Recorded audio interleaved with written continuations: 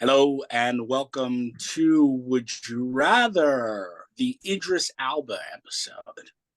We will be comparing two films, Prometheus and Beast.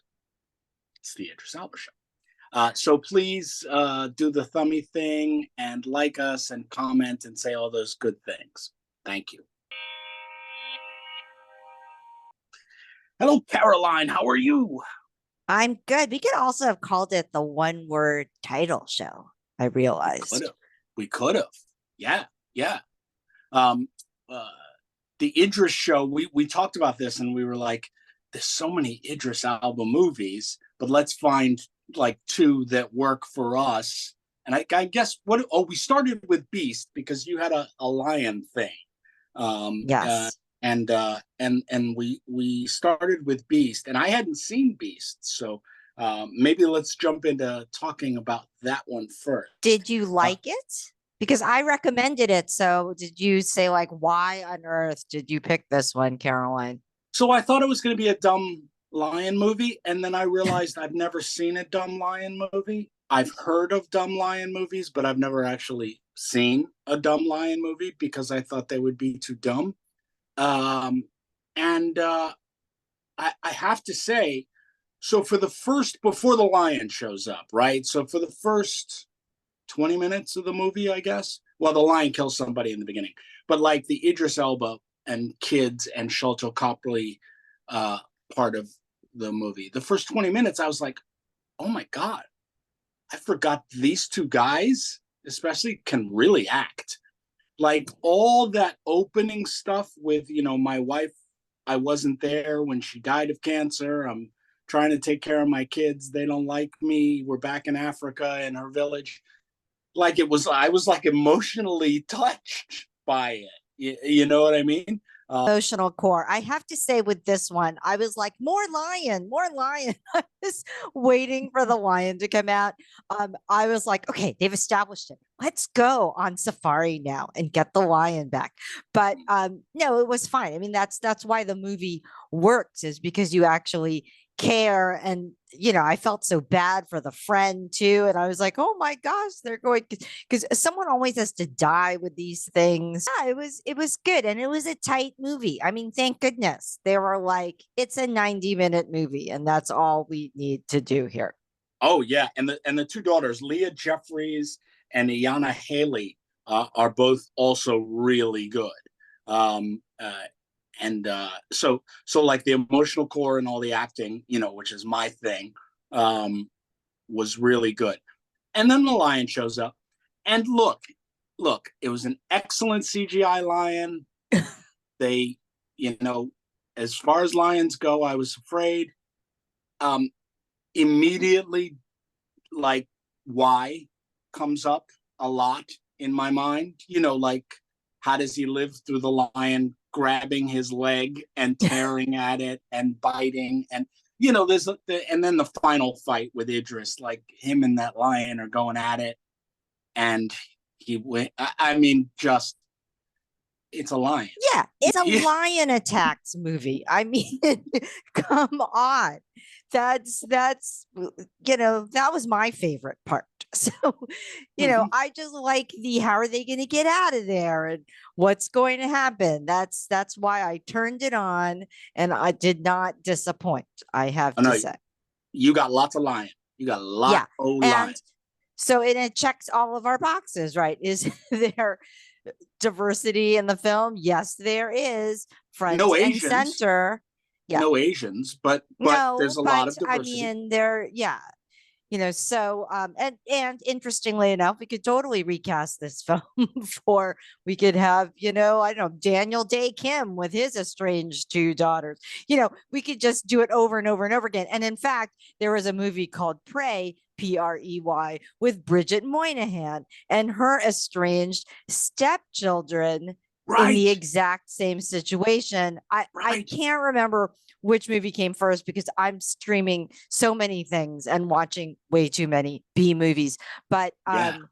yeah, you could just do this movie over and over and over again, basically. Oh, Um, absolutely. so Absolutely. so it definitely checks the diversity box. The Bechtel test, right? two girls having a conversation for sure about how to get out of there and about family and about just, yeah. So it's fine. They do That some specific talking about like, medical stuff for a minute in the Jeep there and stuff. So definitely, I mean, it's not a talky movie once the lion shows no, up. There's, we got to deal with the lion, which, if there's a lion running around, that should be your main focus. So, but definitely those two women do sit there and have conversations that are not about their nails and a guy. Absolutely. right. Exactly. So it definitely counts. So, I enjoyed it. I thought it was well worth watching, and Idris never disappoints, and he doesn't disappoint in Prometheus either. Yeah. No, he doesn't. He never disappoints. He really doesn't disappoint. Let's go to an article that you found for Beast Of about course. the real life. So, Los Angeles, in fact, maybe they could have filmed it right there, of course, because we keep encroaching on the wildlife, which is probably the subtext to Beast. And so this mountain lion prowling around, and there you go, right? In a neighborhood, there is Wow. a real life tie-in to Beast. You don't have to fly anywhere. You could just possibly get attacked just walking in your neighborhood. So there you go. Like, keep your, I don't know. I don't even know how you would fend that off if you need like pepper spray or like what? Always walk with an umbrella or something. I don't even know. Lion repellent. Well, but from Beast, what you got to do is you got to get some other lions, because that's what Idris did in the end, right? He dragged that lion out and fought him in the Yes, the open in the friendly, territory. yes, the friendly lion somehow. That's what you need. That's what you need. True. All right, let's move on to Prometheus, a movie that I have to say is an incredible geek and an alien geek from way back in the day. I saw it the first time, and like every other alien geek, was hugely disappointed. I went to see it in the movie theaters, and I was like, "This stuff, no, they didn't do, they didn't, and they didn't, and all of the things I thought were right." And then I've watched it 19 times more since then, and love it. Like, I just love it. Once you take the onus of this has to be a sequel to Alien and Aliens off it, it's just a fun movie. Like, it's a really good, fun movie. Well, I was glad that you told me to give it a second look, because I remember just watching it and being like, what the heck? And frankly, since this is a Beast versus Prometheus episode, I would love to parachute Michael Fassbender's character into the wild and see like what he comes up with. That would be kind of interesting. I don't know. I enjoyed it a lot more this go around, but I think the thing that really bothered me about this movie was they had all of this technology and all of this preparation. I mean, they're backed by a billionaire, in fact, and doing this scouting mission. And they had, this great like medical machine that can do all sorts of things. But they didn't, I don't know, they just seemed so unprepared when they went outside. They were like, yeah, let's take off the hazmat suits and let's just see what happens. And I was like, I don't know. You haven't even looked around. So I don't know. I was a little bit like, whoa, that's a little irresponsible. But yeah, there's a whole lot of hey dumbass in this movie. It's up there with like horror movies where it's like, why do you do that? Don't go back for the dog, right? Look around the corner, turn on the lights, whatever. All of that, and there's a lot of that for me. They're really, I hear you. I hear you. Yeah, if you start applying some sense, the movie falls apart pretty quick. I got you. yeah, so I felt like I had to keep, just okay, I'll just like set that one back. Versus, at least with Beast, it's like you go in and you're like, okay, this is a lion attacks movie, and you've got kids and they're fighting the lion, and you know that you're just going to have to suspend disbelief there. But this is okay. We've got this giant ship with all these bells and whistles, and then at the same time, we're incredibly unprepared. Hey, they would have been more prepared if they listened to Idris, though, because Idris didn't want to play a lot of the stuff, like the scientist guy who's the jerk takes his helmet off, and then everybody else does. Idris wouldn't have done that. Idris wanted to wait until tomorrow to go check things out before the storm hits and everything like that.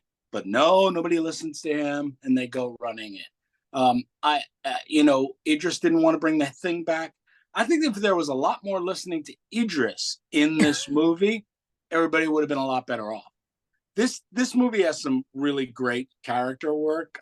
Sean Harris, who's my guy. I just love Sean Harris. He's the rock guy. I like rocks. I study rocks. He's my guy. I love him and everything. Charlize Theron, who is, South African, actually, right? I think. Yes. Yeah, right. So from where Beast is set, a little tie-in our two movies, who's one of my favorite actors, period. They do have a love scene. We don't see it, of course, but we are led to believe that she says, come on back to my cabin, 15 minutes, that there is some hanky-panky going on. So Idris and Charlize getting it on is a good thing. Does this movie have a lot of diversity? Yes, it does. It's like a Benetton ad for sure. Benetton. Yeah, it has everything. I don't know that anybody is specifically Latin, but we'll maybe give them a pass that somebody in there is. And the problem with the Bechdel test here is that everything happening, I feel like, was co-ed. There was Frosty Theron's character where she was just barking at everybody, so there wasn't really, she and the doctor or the scientist, Numi or Pace's character, right? Yeah. She they didn't really have conversations, if you will. Yeah. There's not that. And then so there's that other woman who's studying the ecology or whatever who stays behind. But Kate Dickey, who's a fantastic actor, by the way. She's in a lot of stuff. She's fantastic. So I don't quite remember that there's a convo, if you will, but I think it still passes in the sense that clearly the women have other things going on. I mean, even Charlize Theron, she only has 10 minutes for a man, right? Like otherwise. For Idris. For Idris, nonetheless. Yeah, no less. So, but huge daddy issues. I mean, maybe if Anthony Hopkins was on the ship, there might have been more action. She's clearly starved for elderly affection or something. That's a whole other movie. I feel like that's like Prometheus on Times Square. Unbound. Billboard. Yeah. Exactly. There you go. All right, so we'll give Prometheus a pass on the Bechdel test because the women are all intelligent and have their own world. I mean, Numi is into her husband, but and Charlize has big daddy issues, and Kate Dickey is a scientist, but they are their own characters doing their own things, not totally subordinate to men or their desire for men. So we'll give it a pass. What do we have in as far as articles? In the real life world? Well, the whole daddy issue is like the billionaire pushing the envelope. If you don't recognize this piece of equipment, it is the Titan sub. It's the wrong direction, right? We're going below the earth and not outside. But it's that same kind of, I feel like, billionaire hubris of chasing after. And that was the whole point of Prometheus. I feel like they were chasing after answers to wife questions, this, that, and the other thing. Totally unprepared to to a very, very sad ending. It's still to be continued. This article is actually about how one of the families is suing for $50 million. I mean, seriously. Um, Yeah, I bet there was a waiver signed, but anyway. yeah. Yeah, I just think about the whole crew of the Prometheus and who's suing who there.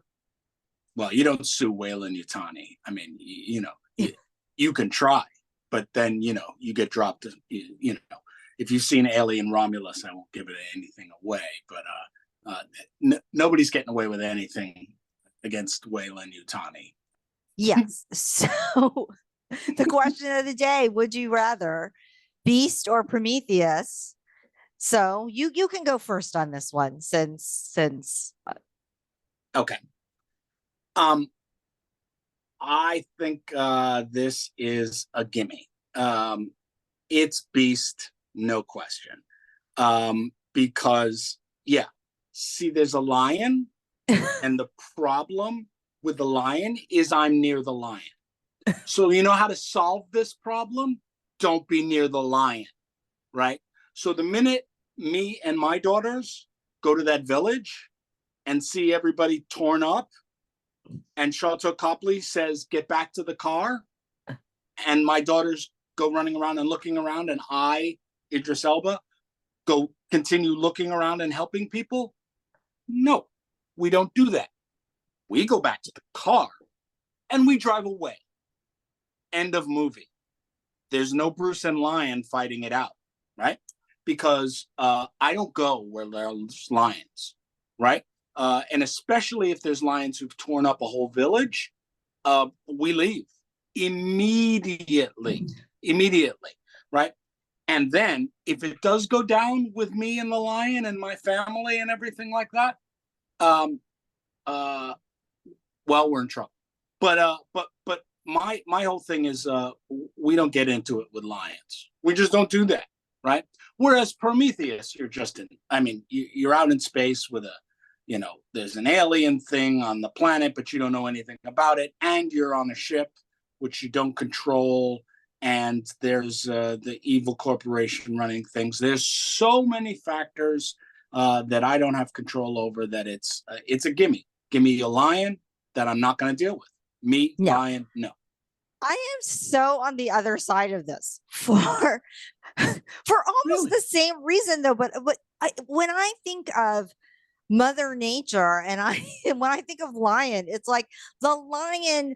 Yeah, you might say, okay, let's get in the car and go away. The lion might be in the back seat. We don't know. It was a very intelligent lion. And clearly they can work cities too, as I showed you in my article about lions in Los Angeles. So I feel like there's this unpredictability factor versus with Prometheus, I would have been hanging out in the escape pod. I would have been like, I don't need to know what is happening in those caves.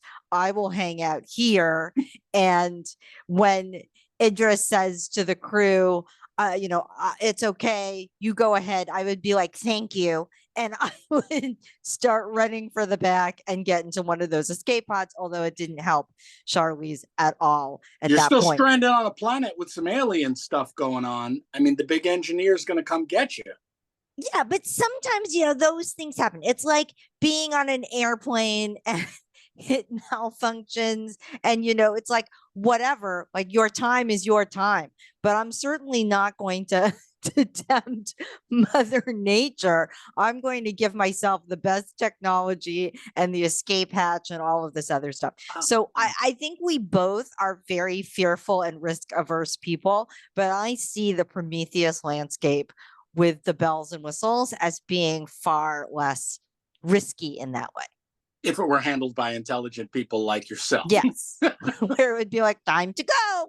Okay. All right. So we split again, Caroline. I would much rather deal with the lion, except I'm not dealing with the lion because once I hear lion, the family and I are leaving. Sharlto, if you want to go check out what happened in the village, knock yourself out. But we're going to split. Whereas you are much more comfortable in space with all the bells and whistles, if handled correctly by an intelligent woman who knows how to mitigate risk, like yourself. Yeah, for sure. Yeah, absolutely. All right, folks, there you have it. Please let us know which you would rather, Beast or Prometheus. And click that thummy thing and subscribe and tell us things in the comments and all of that. We look forward to seeing you on the next Would You Rather. Bye.